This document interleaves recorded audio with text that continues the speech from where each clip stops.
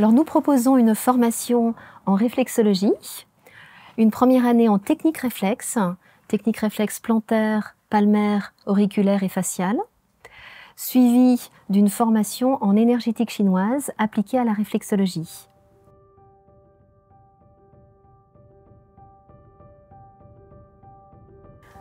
Donc nos formations sont constituées de différentes séquences pédagogiques.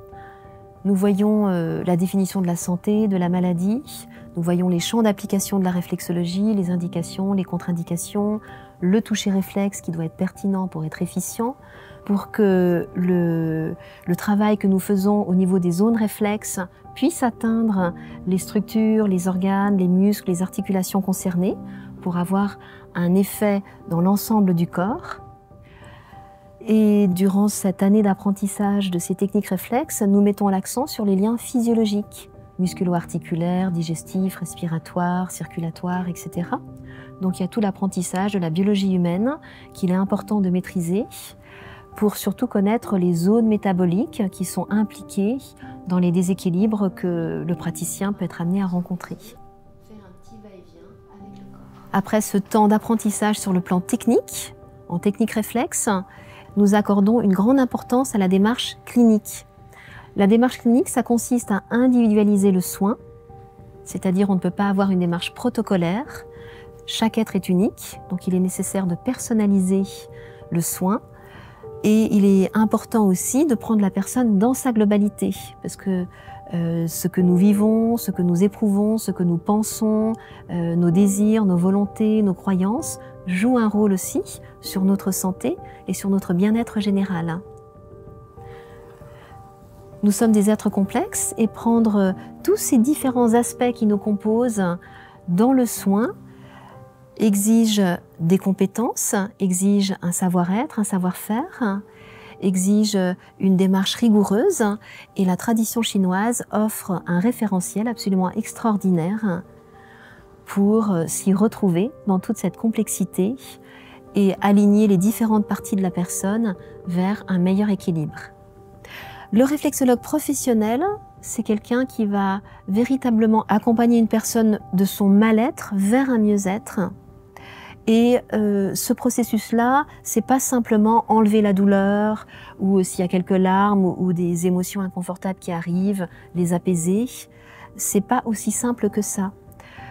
Il faut parfois au contraire réveiller, faire remonter des toxines pour les éliminer. Parfois la douleur s'intensifie parce que c'est la seule manière de les éliminer, de les évacuer. Parfois il y a des vécus difficiles que nous avons eus, que nous avons camouflés, que nous avons mis de côté et il est nécessaire de les remettre en mémoire pour pouvoir les métaboliser. Et donc ça passe par des zones d'inconfort. Le réflexologue professionnel sait faire la différence entre qu'est-ce qui est véritablement une aggravation et qu'est-ce qui est une restructuration ou une élimination.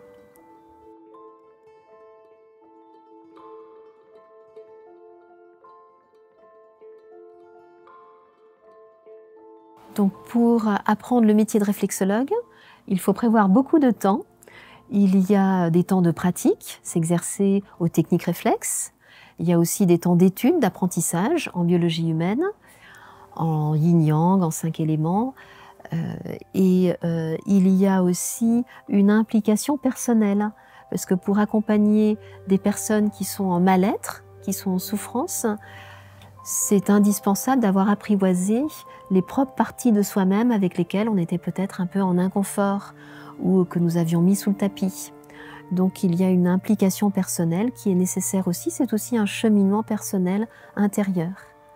Pendant la formation, personne n'expose sa vie personnelle, mais ça n'empêche pas qu'il y a quand même un engagement sur le plan personnel, car c'est nécessaire pour accompagner de manière rigoureuse et fondée et ancrée une autre personne vers un mieux-être. Pour développer ces compétences, il est nécessaire d'être en présentiel. Le présentiel apporte quelque chose d'indispensable pour pouvoir être corrigé, pour pouvoir ressentir les effets aussi. C'est important de recevoir, c'est important de donner et d'être corrigé. Nous avons fait le choix d'être non seulement en présentiel, mais aussi en résidentiel, c'est-à-dire que les stagiaires s'immergent pendant le temps de la formation en résidentiel. Il n'y a pas de coupure le soir, pas besoin de rentrer chez soi.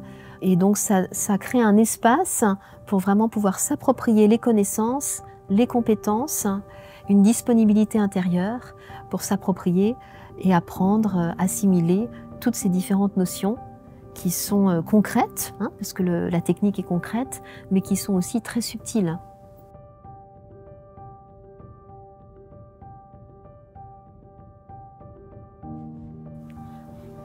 Tous nos formateurs exercent, ont un cabinet privé et reçoivent des personnes. Il est absolument fondamental pour pouvoir transmettre, pour pouvoir donner des cours, d'avoir aussi une expérience sur le terrain.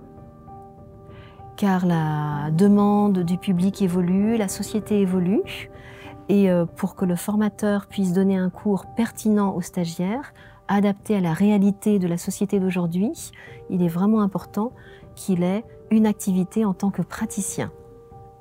Nos formations contiennent également une séquence pédagogique concernant l'identité professionnelle et le développement de son activité.